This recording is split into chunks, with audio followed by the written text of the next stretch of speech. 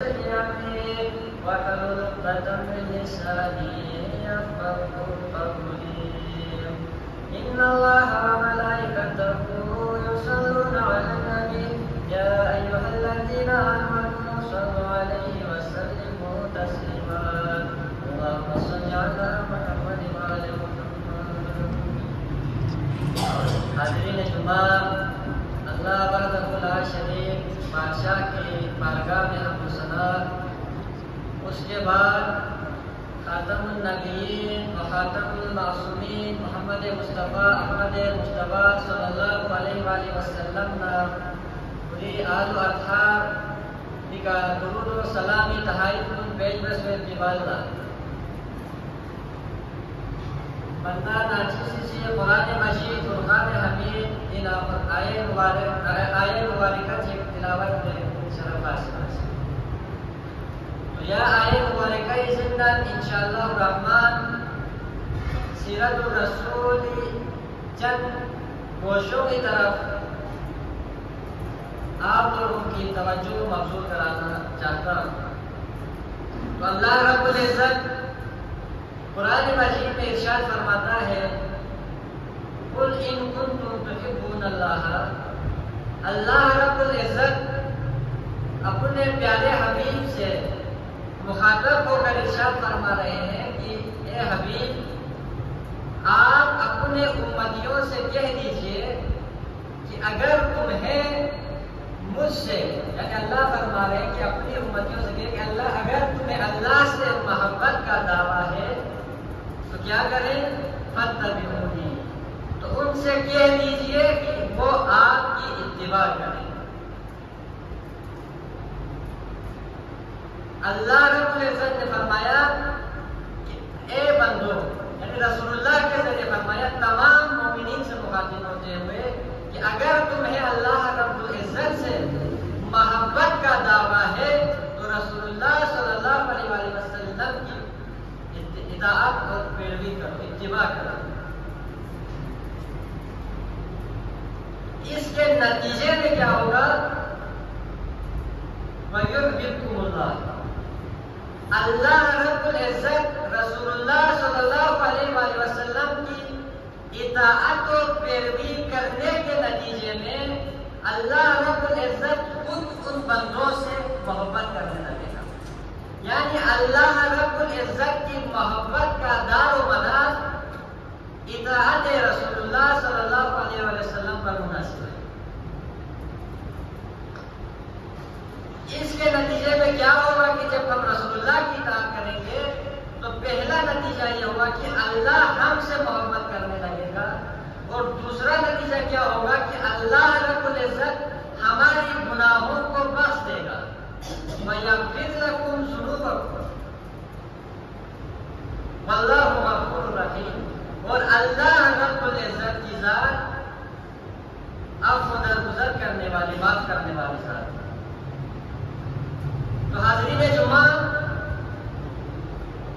اللہ رب العزت نے اپنی محبت کو رسول اللہ کی اطاعت کے ساتھ جوڑ دیا.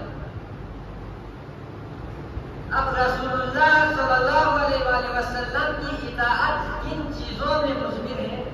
اب یہ ہم پر ہے کہ ہم نے ان چیزوں کو ڈھونڈا. یعنی اللہ کی محبت حاصل کرنے کے لیے مغفرت اور بخشش کے طلبگار اگر ہم ہیں تو اس کا دار و مدار اطاعت رسول پر. قرآن مجید فرقان حمید کے اندر اطاعت یعنی اطیعوا اللہ و اطیعوا الرسول، اللہ کی بھی اطاعت کا حکم ہے اور رسول اللہ کی بھی اطاعت کا حکم ہے. اب ان دونوں میں معمولی فرق یہ ہے کہ جب کوئی بندہ مومن محبت کے اندر ڈوب کر، یعنی جب محبت اور اطاعت کو جمع کر لیا جائے تو یہ اطاعت یا اتباع بن جاتا ہے. تو یہ محبت اور اطاعت کا جو جمع ہے، اس کو ہم اگر رسول اللہ صلی اللہ علیہ وسلم کی ذات کے ساتھ منسلک کر کے سمجھنا چاہیں تو یہ اتباع ہوگی. لیکن اگر اطیع اللہ، یہی محبت اور یہی اطاعت اگر اللہ کی ہو اللہ کے ساتھ ہم محبت اور اطاعت کا لفظ لگائیں تو یہ عبادت بن جاتا ہے. یعنی اللہ رب العزت کی عبادت کی جاتی ہے، اللہ رب العزت کو پکارا جاتا ہے اور رسول اللہ صلی اللہ علیہ وسلم کی اطاعت کی جاتی ہے. یعنی اللہ کے رسول کی عبادت نہیں کی جاتی. اب ہمارے سامنے قریباً ربیع الاول کا ماہ گزر چکا. ربیع الاول کے مہینے کے اندر ضرورت اس امر کی تھی کہ تمام ملت نوربخشیہ سیاچن سے لے کر کراچی تک تمام مساجد سے جہاں پر محافل و مجالس منعقد ہوتے ہیں ان تمام جگہوں سے سیرت رسول صلی اللہ علیہ وسلم کے مختلف گوشے بیان یقیناً ہوئے ہوں گے لیکن بہت کم ہوتے ہیں، ہونی چاہیے.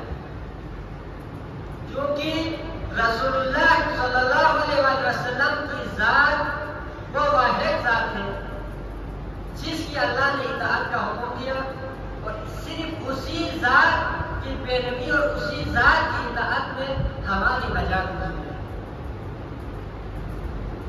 اسی لیے لقد کان لکم فی رسول اللہ اسوۃ حسنہ فرمایا اور رسول اللہ کے اخلاق کو ام المومنین سیدہ عائشہ رضی اللہ عنہا نے کان خلقہ القرآن فرمایا. یعنی رسول اللہ صلی اللہ علیہ وسلم کی ذات مبارکہ قرآن مجید کا مجسم نمونہ ہے. یعنی قرآن مجید کے اندر بندہ مومنین سے مسلمانوں سے جن جن کاموں کے کرنے کا حکم دیا ہے یا جن کاموں کے کرنے سے منع کیا گیا ہے یا انفس و آفاق میں مشاہدہ کرنے کے حوالے سے چیزیں ہیں، جتنی بھی چیزیں ہیں ان سب کے حوالے سے رسول اللہ صلی اللہ علیہ وسلم کی ذات مبارکہ کامل نمونہ عمل ہے ہمارے. اور اسی کے ساتھ اللہ کے رسول نے اعلان نبوت کے بعد 23 سالہ زندگی گزاری مکہ اور مدینہ میں. اب ان 23 سالہ عرصے میں بہت سارے معاملات ہوئے، غزوات ہوئے. مکہ کی زندگی میں ہمارے لیے بہت سارے اسباب پوشیدہ ہے. مدینہ کی زندگی میں رسول اللہ کی شخصیت ایک سپہ سالار کی حیثیت سے، ایک چیف جسٹس کی حیثیت سے، ایک سربراہ مملکت کی حیثیت سے، ایک جنگجو کی حیثیت سے ہر طبقہ فکر کے لوگوں کے لیے نمونہ عمل ہے. اب ضرورت اس عمل کی ہے کہ ہم سیرت رسول کا ہم مطالعہ کریں، اسٹوڈنٹس اسپیشل مطالعہ کریں سیرت رسول کا، اور ممبر سے کم از کم اس ماہ کے اندر سیرت رسول کے مختلف گوشے بیان ہونی چاہیے. یہ علماء کی ممبر پر آنے والے ذمہ داران کی کمزوری ہے کہ آج کے اس پرفتن دور میں ہمارے نوجوان ملت نوربخشیہ کے نوجوان سیرت الرسول سے نابلد ہیں، ناواقف ہیں، انجان ہیں. صرف چند رسمی طور پر روایتی طور پر فقط اتنا جانتے ہیں کہ ایک نبی اترا تھا، مبعوث ہوا تھا، بس. رسول اللہ کی ذات والا صفات خاتم النبیین، خاتم المعصومین.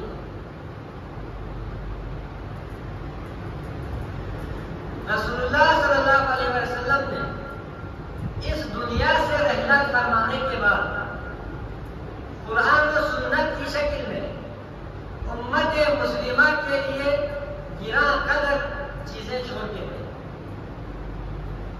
اسی قرآن و سنت کی تعلیمات کو آگے پہنچایا صحابہ کرام کی جماعت نے، ائمہ اہل بیت علیہ السلام کی جماعت نے، ازواج مطہرات نے، یعنی ہر طبقے کے لوگوں نے قرآن و سنت کی تعلیمات کو اگلی نسلوں تک منتقل کیا. اسی لیے صحابہ کرام کو قرآن مجید کے اندر امت وسط کہا گیا. حاضرین جمعہ، یہ ہمارا المیہ اور ہمارا مسئلہ ہے کہ ہمارے نوجوان، ہمارے آنے والے بچے صحابہ کرام کے ناموں سے، صحابہ کرام کی سیرت سے ناواقف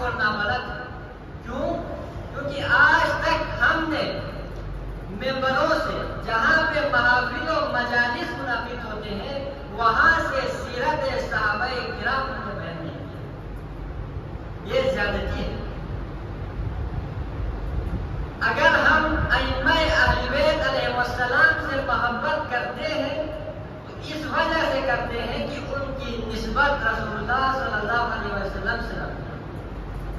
رسول اللہ سے نسبت کی وجہ سے ہم ائمہ اہل بیت کا عزت و احترام کرتے ہیں، ان کا مقام و مرتبہ بیان کرتے ہیں، ان کے فضائل و مناقب بیان کرتے ہیں، اور کرنی بھی چاہیے۔ کیونکہ یہ ہستیاں ہمارے لیے نمونہ عمل ہے۔ ہم ان ہستیوں کے خاک کے پا کے بھی برابر نہیں، لیکن ہم سے ناانصافی یہ ہو رہی ہے کہ ہم ایک طرف ائمہ اہل بیت کی شان مناقب بیان کرتے ہیں، لیکن انتہائی چند مقامات پر غلوف کرتے ہیں، یعنی تفسیریوں کی طرح، رافضیوں کی طرح، نصیریوں کی طرح، نعوذ باللہ کبھی کبھار ہم اتنی غفلت برتتے ہیں کہ مولا علی کی ذات کو خدا کی ذات کے ساتھ ملا دیتا ہے۔ یہ بدترین اور سخت گناہ جرم انسانی ہوتا ہے۔ ان چیزوں کو ہمیں قرآن مجید کو فرقان سمجھ کر، قرآن مجید کو میزان سمجھ کر ہمیں ہمارے عقائد و نظریات کو، ہمارے عملیات کو قرآن مجید کی کسوٹی پر پرکھ کر ہمیں دیکھنے کی ضرورت ہے۔ ائمہ اہل بیت کے ہم فضائل بیان کرتے ہیں کیونکہ قرآن و حدیث میں بیان ہوتا ہے، تو صحابہ کرام رضی اللہ عنہم اجمعین کا کیا قصور ہے؟ ان کا ذکر بھی جن ہستیوں کی وجہ سے ہم تک آج دین پہنچا ہے، ان کی قربانیوں کی وجہ سے۔ صلح حدیبیہ میں دیکھیں، جنگ بدر میں دیکھیں، غزوہ احد میں دیکھیں، کتنی صحابہ کرام نے قربانیاں دی،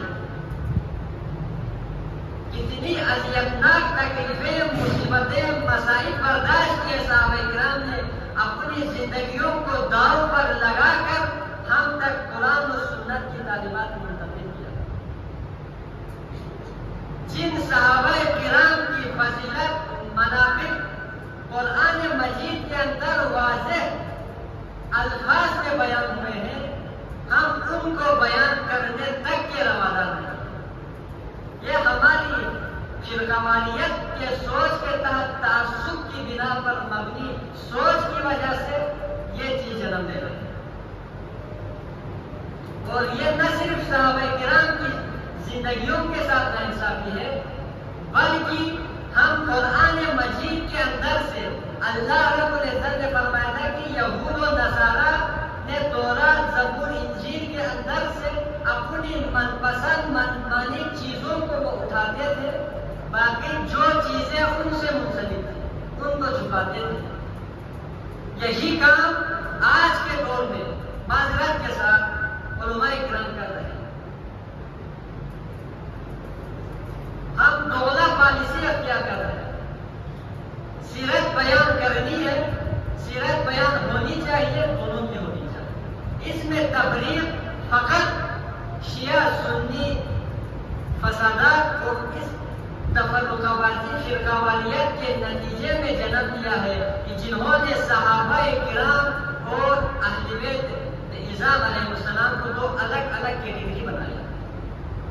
کسی نے کہا کہ ہم اہل بیت کی دامن کو تھامنے والے ہیں، کسی نے کہا صحابہ کرام کی دامن کو تھامنے والے ہیں۔ سامعین محترم، رسول اللہ کی ذات نے ان دونوں شخصیات کے اندر، ان دونوں طبقوں کے اندر کبھی بھی تفریق نہیں کیا۔ تفریق کیوں کریں جن ہستیوں نے دین کو پہنچانے کے لیے اپنی زندگیاں صرف کی ہیں؟ اگر ہم آج کے دور میں بیٹھے ہوئے انسان، ہماری حیثیت کیا ہے، ہماری اوقات کیا ہے کہ ہم ان صحابہ کرام رضی اللہ عنہم اجمعین کی ذات پر نعوذ باللہ فضائل و مناقب بیان کرنا کو درکنار ہم ان کی ذات پر لبکشائی کرتے ہیں۔ ملت مروشیہ کے اندر اتنی علمناک المیہ ہے کہ صحابہ کرام کی شان میں نعوذ باللہ گستاخی کرتے ہیں، منافق تک کہہ دینے سے کتراتے نہیں ہیں۔ یہ تعلیمات، یہ سوچ کہاں سے آئی ہے؟ اگر ہم نے قرآن و سنت کو سلسلہ ذہب، سلسلہ عالیہ مروشیہ کی تمام بزرگان کی اگر ہم نے کتابوں کو ان کی سیرت کے مطابق اگر ہم نے اپنے عقائد و نظریات بنائے ہوتے آج یہ نعمت ہم نے بیرونی دنیا سے اثرات قبول کر کے ہم نے بھی اپنے اپنے ڈیڑھ کی مسجد اپنے اپنے علم جھنڈے الگ الگ بنائے. شاہ سید محمد نوربخش علیہ الرحمن نے امت کے اندر تفریق کو ختم کرنے کے لیے چند فروعی اختلافات کے اندر شیعہ سنی فسادات پنپ رہے تھے. ہاتھ کو باندھ کر پڑھنے اور چھوڑ کر پڑھنے کے مسئلے پہ گردنیں کٹ جاتی ہیں. پاؤں دھونے اور مسح کرنے جیسے فروعی مسئلے پر صدیوں تک جنگیں ہوتی ہیں. آمین بالجہر پڑھنی ہے یا آمین بالسر پڑھنی ہے، اس طرح کے چھوٹے چھوٹے فروعی مسئلہ بنا کر امت مسلمہ کے اندر بڑی دور تک جنگیں قتل و غارت کرنی ہوتی رہی. اسی اثنا میں شاہ سید علیہ الرحمن نے 3 بنیادی موٹو امت مسلمہ کو دیا. یہ بھی ہمیں یاد رکھنے کی ضرورت ہے کہ شاہ سید علیہ الرحمن نے نوربخشیہ جیسی الگ فرقے کی بنیاد نہیں رکھی.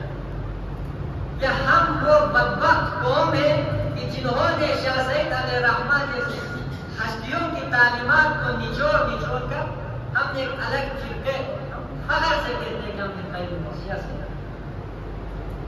اتنی دکھ کی بات ہے کہ جس عظیم ہستی کے ماننے کے ہم دعویدار ہیں، اس ہستی نے 3 چیزوں کو اپنا موٹو تحریک بنایا. امت مسلمہ کے اندر افتراق انتشار کو ختم کرنے کے لیے شاہ سید علیہ الرحمن نے جو پیغامات ہم تک دیے تھے، ہم نے ان کو سائڈ لائن کر کے پھر سے اپنے اپنے مفادات کی جنگ کے لیے اپنے اپنے مفاد کے سے ریلیٹڈ جو چیزیں تھیں ہم ان کو لے لیا. باقی اصل تعلیمات تھی ان کو ہم نے چھوڑ دیا. پہلی چیز شاہ سید علیہ الرحمن نے احیاء سنت کا نعرہ لگایا. آج کتنے نوربخشی ایسے جوان ہیں جو سنت کے نام سے واقف ہیں. سنت کا نام سن کر ہمارے لوگ اجنبیت محسوس کرتے ہیں، کتراتے ہیں. یہ سنت کیا چیز ہے؟ کہیں یہ سنی سے ملتا جلتا ہے کہ سنیوں کی کوئی چیز سنی ہے؟ یہ ہماری مائنڈ لیول بن چکا ہے. یعنی رسول اللہ کی سنت کو ہم نے فرقہ واریت کا ایک نعرہ بنا دیا. شاہ سید علیہ الرحمن نے احیاء سنت کا علم بلند کیا اور اس طرح کے فروعی اختلاف کے اندر بہترین انداز میں فیصلہ کیا کہ ان فروعی اختلافات میں ضرورت اس عمل کی ہے. آپ نے نماز پڑھنی ہے. ایک اللہ رب العزت کی بارگاہ میں جھکنا اصل مقصد ہے. آپ ہاتھ باندھ کے پڑھیں یا ہاتھ چھوڑ کے نماز پڑھیں، اللہ رب العزت نے خلوص سے دل دے. جب ہم سجدہ کرتے ہیں تب اللہ رب العزت ہمارے دل اور خدا کے درمیان جو چیز ہوتی ہے وہ نماز اللہ اور بندے کے درمیان ایک زندہ تعلق کرنا ہے. تو شاہ سید علیہ الرحمن نے احیاء سنت رفع بدعت کے نام سے بھی ہمارے نوربخشی ملت ناواقف ہے، نابلد ہے. کتنی ایسی چیزیں ہیں، کتنی ایسی رسومات نظریات ہم نے خود ساختہ بنائے ہوئے ہیں جو قرآن و سنت کے اندر موجود ہی نہیں ہے، اور ہم بڑے فخر سے ان چیزوں کو کر رہے ہیں. اللہ رب العزت نے خاتم النبیین کے ذریعے قرآن و سنت چھوڑ دیا. ہم نے دوسرے تیسرے بزرگوں کی کتابوں کو لاریب کتاب سمجھا. اگر ہم ان میں تحقیق کرنے کی طرف آگاہی مبذول کرتے ہیں کہ ان کتابوں کی تحقیق ہونی چاہیے، کسوٹی قرآن و سنت ہونی چاہیے، تو جب تحقیق کی تنقید کی بات کرتے ہیں تو الزام لگایا جاتا ہے کہ یہاں سے سنی اور وہابی تعلیمات بتایا جا رہا ہے. یعنی قرآن کی تعلیمات کو بیان کرنا، سنت نبوی، سیرت نبوی، صحابہ کرام کی سیرت کو بیان کرنا، یہ ایک فرقے کا ہو گیا. اور جب ہم ائمہ اہل بیت کی بات کرتے ہیں، ان کے مناقب و فضائل کی بات بیان کرتے ہیں، تو ہمارا تعلق کسی اور فرقے سے ہو. یہ امت مسلمہ کی بدبختی ہے. سامعین محترم، رسول اللہ صلی اللہ علیہ وسلم کی نسبت کی وجہ سے قبالیت کے اثرات کو لے کر ایک طبقے کو چھوڑ دیا، ایک طبقے کو لے لیا۔ ہمارے ممبروں سے صحابہ کرام کی سیرت بھی بیان ہونے کی ضرورت ہے۔ اور دوسری سب سے بڑی بات، صحابہ کرام کے ساتھ ساتھ ہم ازواج مطہرات، ازواج النبی، جنہیں قرآن مجید کے اندر امہات المؤمنین کہا گیا، آج کتنی ایسے نوجوان ہیں، ہمارے کتنی ایسے مائیں بہنیں ہیں جن کو امہات المؤمنین کے نام یاد ہے۔ بہت بڑا ہمارے ماؤں بہنوں کے لیے سیدہ فاطمہ الزہرا، سیدۃ النساء العالمین کی ذات کے اندر، ازواج مطہرات کی سیرت کے اندر ہمارے ماؤں بہنوں کے لیے بہترین نمونہ عمل ہے۔ ازواج مطہرات ہمارے خواتین کے لیے رول ماڈل ہے۔ ہم نے کب ازواج مطہرات کی سیرت کو رول ماڈل بنا کر ہماری ماؤں بہنوں کے سامنے پیش کیا؟ ہم قرآن مجید کو ہم نے، میں بارہا عرض کر چکا ہوں کہ ہم نے کھلونا بنایا، خدا کی قسم میں بڑی ذمہ داری کے ساتھ کہہ رہا ہوں کہ قرآن کو ہم نے ایک کھلونا بنا کے رکھا، فقط ہم اس پر ایمان رکھتے ہیں، بس اس کے سوا قرآن مجید کے اندر سے سیکھنے کی طرف ہمارے اندر نہیں۔ قرآن مجید کے اندر سے کرتے ہیں تو ہم کیا کرتے ہیں؟ کسی چیز کو بیان کرنا ہو، اپنی من پسند نظریات کو پیش کرنا ہو، قرآن مجید کی آیات کو سیاق و سباق سے ہٹا کر توڑ مروڑ کر اپنی منمانی تعویلات کر کے، تحریفات تک کر کے ہم عوام کو پیش کر رہے ہیں۔ اور آگے سے عوام کا رسپانس یہ ہے کہ ان کے کانوں پر جو تک نہیں رہے، یعنی وہ یہ کراش چیک تک نہیں کرتے کہ آج کے شدید دور میں جس قدر ہمارے نوجوان ایجوکیشن کے اندر ترقی کر رہے ہیں، ایجوکیٹڈ ہو رہے ہیں، میں تو سو کاٹ کہوں گا، کیوں؟ اس وجہ سے کہ ایمان جیسی، آخرت جیسی سب سے بڑا معاملہ دنیا کے معاملات میں ہم کتنا سخت ہوتے ہیں۔ معمولی 5-10 روپے کے لیے ہم کتنے جگڑتے ہیں، رشتہ داریاں تک توڑنے کے لیے ہم تیار ہوتے ہیں دنیائی معاملات میں۔ لیکن ایمان اور آخرت کا معاملہ انتہائی سینسیٹیو معاملہ، اس کو ہم نے ممبر پر آ کر بولنے والے علماء کے ہاتھوں سونپا ہوا ہے کہ آپ نے جو بیان کرنا ہے کریں، ہم نے اسی پہ عمل کرنا۔ کبھی ہم نے یہ چیک کرنے کی زحمت نہیں کی کہ برسر ممبر سے خطیب صاحب جو کچھ بیان فرما رہے ہیں آیا وہ قرآن اور سنت کے مطابق ہے بھی یا نہیں۔ اس چیز کو چیک کرنے کی سخت ضرورت ہے سامنے، اس وجہ سے کہ ممبر پر مجھ جیسا نااہل بھی آ کے جوشیدہ خطاب کر کے عوام کی واہ واہ اور داد وصول کر کے چلے جاتے ہیں، اور اہل علم بھی یہاں پر ممبر پر آ کر بول کر چلے جاتے ہیں۔ ہم ان میں تفریق نہیں کر پاتے۔ ایک میٹرک فیل بندے کو بھی ہم ممبر پر سونپ دیتے ہیں، جو چند وظائف، چند تسبیحات پھیرنا شروع کر دے اور چند ایک مخصوص عبادت کرنا شروع کرے، ہم اس کو بھی دعا کہہ کر خطیب خطبہ ممبر جیسا عظیم منصب ہم اس کو بڑی آسانی کے ساتھ ہم دیتے ہیں۔ یعنی ممبر پر آنے کے لیے کوئی لائسنس نہیں ہے۔ شاید سید علی رحمانی علیہ قیامت کے اندر شرائط بیان فرمائے ہیں، لیکن ہم اپنی من پسند شخصیت کو سننا چاہتے ہیں کیونکہ وہ ہمارے دل کی بات کرتا ہے۔ سامعین محترم، عوام کا رویہ کیا ہونا چاہیے؟ اگر عوام یہاں پر ممبر سے بولنے والے علماء سے، ممبر سے یہاں پر صرف ایک کام ہونا چاہیے اور اسی کام کے جو علماء ہیں وہ امر بالمعروف و نہی عن المنکر۔ رسول اللہ نے بھی وہی کام کیا، صحابہ کرام نے بھی وہی کام کیا۔